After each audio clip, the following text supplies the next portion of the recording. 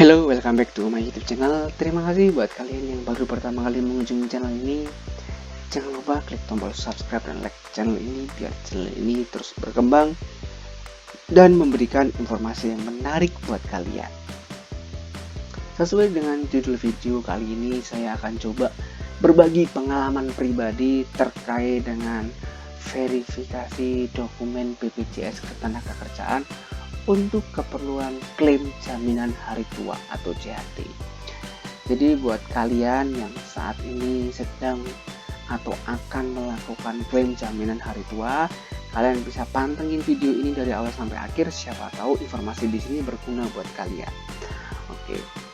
Jadi kalau di video sebelumnya saya sempat berbagi cara melakukan pengajuan klaim BPJS Ketenagakerjaan atau jaminan hari tua BPJS Ketenagakerjaan dengan online atau sistem online dari awal sampai akhir.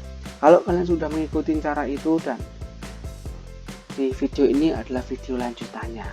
Jadi kalau kalian sudah berhasil melakukan pengajuan dan kalian mendapatkan nomor antrian verifikasi, kalian akan menerima email seperti ini dari BPJS Ketenagakerjaan. Emailnya dengan subjek atau judul syarat dan ketentuan pengajuan klaim KPJ sekian. Ini nanti ada nomor KPJ-nya di sini, sengaja saya hitamkan karena itu konfidensial atau rahasia.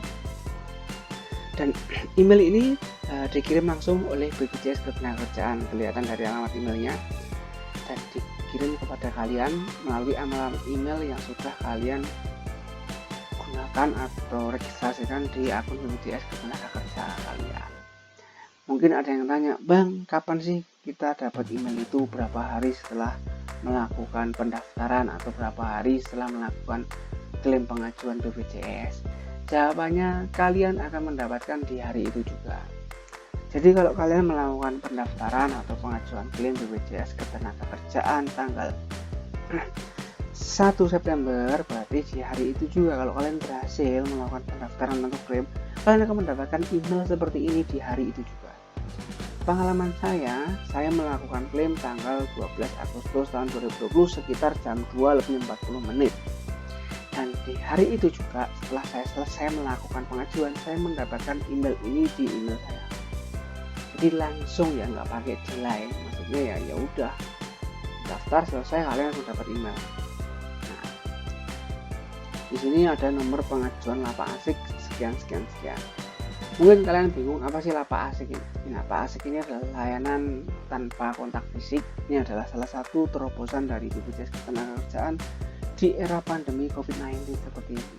Jadi kalau kalian tahu dulu itu, kalau kalian ingin melakukan klaim BPJS Ketenagakerjaan atau JHT, kalian harus datang langsung ke kantor layanan BPJS Ketenagakerjaan dan kalian harus antri manual. Dulu sempat ada antri online sih, tapi tetap harus antri. Dan sekarang BPJS Ketenagakerjaan memberikan kemudahan bagi mantan karyawan untuk melakukan klaim JHT. Jadi inilah terobosan yang sangat baik dan bagus menurut saya. Jadi saya ucapkan terima kasih banyak buat BPJS Ketenagakerjaan. Oke, intermezzo dulu, lanjut. Ya, lanjut. Jadi di sini nanti di email nanti kalian akan menemukan identitas kalian dengan detail. Apa aja itu? Ada nama lengkap, nama kalian, ada NIK dan nomor kartu peserta. NIK itu nomor induk pendudukan. Jadi kalian yang punya NIK itu di KTP itu kelihatan akan ada di sini, dan nomor kartu peserta BPJS Ketenagakerjaan kalian juga ada di sini. Terus ada juga jenis klaimnya juga. Klaim apa? Klaim jaminan hari tua. Nomor handphone juga akan ada di sini, email juga ada. Nah, ini yang paling penting nomor 1 adalah jadwal konfirmasi klaim online. Jadi di situ nanti ada jadwalnya kapan kalian akan melakukan konfirmasi atau verifikasi dokumen secara online. Ini itu yang paling penting. Di sini tertuliskan jadwal untuk konfirmasi klaim online itu pada tanggal 14 Agustus, tanggal 14 Agustus tahun 2020. Jamnya jam berapa? Dari jam 1 siang sampai jam 2 siang. Jadi ini harus kalian catat di jam-jam ini. Jangan sampai kalian pergi atau jangan sampai handphone kalian mati, karena kalian harus melakukan verifikasi dokumen. Mungkin ada yang bingung juga, Bang, kenapa sih kita perlu melakukan verifikasi? Atau saat konfirmasi atau wawancara. Jadi verifikasi ini diperlukan untuk memastikan tidak ada penyalahgunaan identitas. Nah, mungkin ada kemungkinan orang pakai identitas Anda digunakan untuk klaim dan ditransfer ke rekening bukan rekening kalian. Nah, itu bisa diminimalisir dengan namanya verifikasi seperti ini. Jadi kalian harus benar-benar standby atau siap di jadwal yang sudah ditentukan.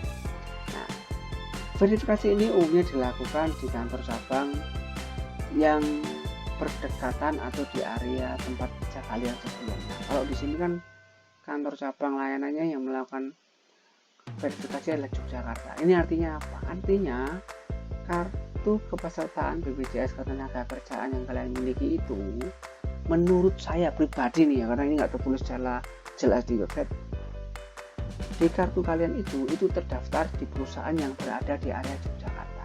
Makanya yang menangani adalah BPJS Ketenagakerjaan Yogyakarta. Jelas kan? Kalau kalian ingin kerjanya di Bandung, bisa jadi yang melakukan wawancara adalah petugas dari BPJS Ketenagakerjaan Bandung. Seperti itu. Kalau kalian punya pengalaman yang lain, wah bang, saya ini kerjanya di Kalimantan, tapi kenapa saya wawancaranya di Sulawesi ya? Kalian bisa share di kolom komentar biar kita saling tahu juga. Jadi berdasarkan pengalaman saya dan teman-teman, kantor cabang layanan ini akan mengikuti area tempat kerja kalian yang terakhir. Kan ada nih ya, beberapa yang punya kartu BPJS Ketenagakerjaan lebih dari satu, anggap aja punya 4. Nah, perusahaan yang terakhir lah itu yang akan jadi parameter. Bisa nggak jadi perusahaan pertama yang jadi parameter untuk penentuan kantor cabang layanan? Bisa. Kapan? Ketika kalian melakukan proses klaim. Nah, kalau kalian melakukan klaim itu memasukkan nomor KPJ. Nah, nomor KPJ yang kalian masukkan itulah yang akan menjadi basis. Ini opini saya pribadi ya. Kalian bisa sharingkan pengalaman kalian di kolom komentar kalau ternyata berbeda. Oke, lanjut saja. Di sini ada keterangan tanggal dan jam pengajuan klaim. Ini jadi jelas ya, saya melakukan pengajuan itu tanggal 12 bulan 8, jamnya juga jam 2 sore lebih 46. Kalau ada beberapa video dari youtuber lain bilang, wah saya daftar, usahakan daftarnya pagi, dini hari, jam 6, jam 7. Saya katakan ya itu tidak menjamin. Jadi buktinya saya daftar jam 2 dapat nomor antrian.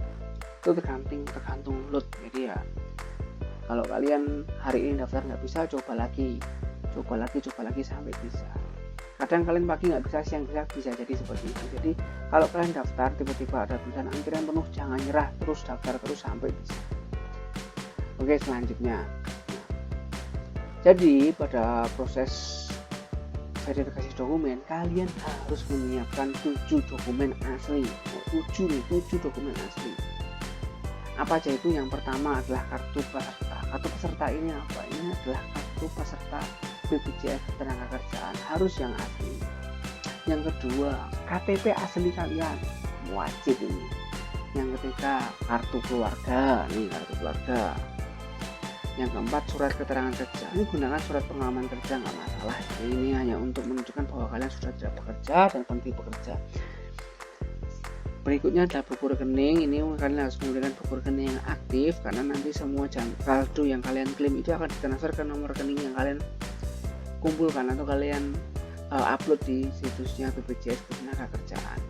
Berikutnya NPWP. Ini tidak wajib sih, karena ini hanya digunakan kalau kalian melakukan klaim JHT di atas 50 juta. Kalau di bawah 50 juta NPWP tidak perlu, dan kalau kalian klaim pengambilan 10% juga tidak perlu. Nah, berikutnya adalah formulir pengajuan jaminan hari tua yang sudah diisi dan ditandatangani. Ini wajib. Jadi mungkin ada yang bingung, bang, dapatnya formulirnya di mana bang? Apakah perlu ke kantor cabang untuk minta formulir? Jawabannya tidak. Kalian bisa mendownloadnya di situs BPJS Ketenagakerjaan atau di Lapak Asik. Caranya gimana? Nah, saya sudah sempat buat video sebelumnya, bisa cek video saya sebelumnya, cara mendapatkan formulir pengajuan JHT itu ada, saya jelaskan sangat detail. Jadi cuma butuh waktu 2 menit paling kalian untuk mendownload. Nah, selanjutnya nih, ini ada beberapa pesan-pesan atau hal-hal yang perlu kalian perhatikan pada waktu melakukan verifikasi dokumen. Ada 5 hal. Yang pertama, kalian tidak perlu datang ke kantor cabang. Jadi nggak perlu datang karena ini sistemnya pelayanan tanpa kontak fisik. Jadi mereka atau BPJS Ketenagakerjaan memberikan fasilitas ini untuk meminimalisir terjadinya kontak fisik antara petugas dari BPJS Ketenagakerjaan dengan masyarakat yang ingin melakukan proses klaim. Jadi ini adalah solusi yang sangat bagus mengingat pandemi COVID-19 yang belum membaik. Nah, berikutnya peserta akan dihubungin petugas untuk wawancara online paling tepat sesuai dengan jadwal. Jadi jangan khawatir kalian tidak dihubungin, kalian pasti dihubungin sesuai dengan jadwalnya. Jadwalnya kan ada range-nya ya. Kalau tadi kan dari jam 2 sampai jam 3. Dari jam itulah kalian harus standby di dekat HP kalian.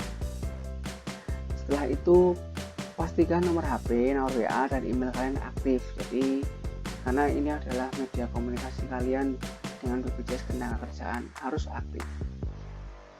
Selanjutnya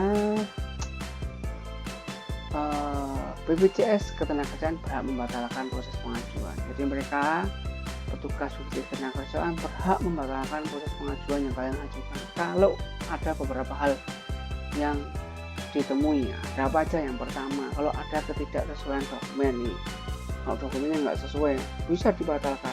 Kedua, memalsukan dokumen, jangan sampai yang memalsukan dokumen berikutnya tidak melengkapi dokumen yang nggak lengkap bisa juga dibatalkan. Nah, ternyata aktif bekerja kembali juga bisa dibatalkan. Nah, kecuali pengambilan klaim sebagian untuk kepesertaan di atas 10 tahun. Jadi kalau kalian udah kerja 10 tahun, kalian ngambil sebagian bisa. Kalian kerja lagi nggak masalah. Kan udah 10 tahun ya.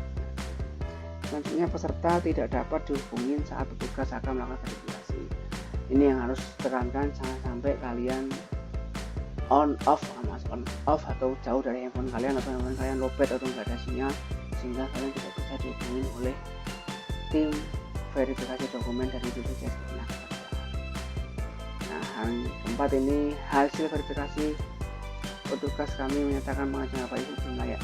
Jadi di verifikasi itu kan ada hasilnya nanti layak dan tidak layak. Kalau petugasnya mengatakan tidak layak, ya udah berarti pengajuan kalian batal atau tidak disetujui saat itu. Yang paling terakhir, petugas tidak meminta biaya apapun. Jadi semuanya gratis, ini karena layanan dari pemerintah. Jadi buat kalian yang saat ini sedang proses pengajuan atau lagi proses pendaftaran, nah inilah gambarannya seperti ini. Kalau ada hal yang ingin kalian tanyakan atau kalian diskusikan, kalian bisa tulis di kolom komentar di bawah. Dan yang terakhir, jangan lupa klik tombol subscribe dan like biar channel ini terus berkembang dan memberikan wawasan, ilmu pengetahuan dan informasi yang menarik buat kalian. Oke, terima kasih.